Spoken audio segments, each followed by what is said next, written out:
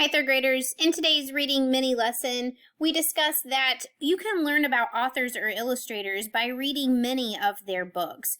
And so in this instance, we talked about Patricia Polacco, or maybe in your class you talked about a different author. And you discussed things that they always include in their stories and things that they often include in their stories.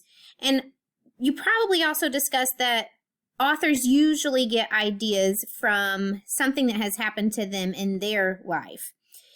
And some places that you can look to find information about where the author got their ideas. If you look in a book, you can look at the dedication page, the author's note, the back cover. If you look online, you can look at different book reviews, book summaries, interviews with the author, or go to the author's website. So during your independent reading time today, I want you to think about the author that you are reading a story from and think about where they got their ideas from.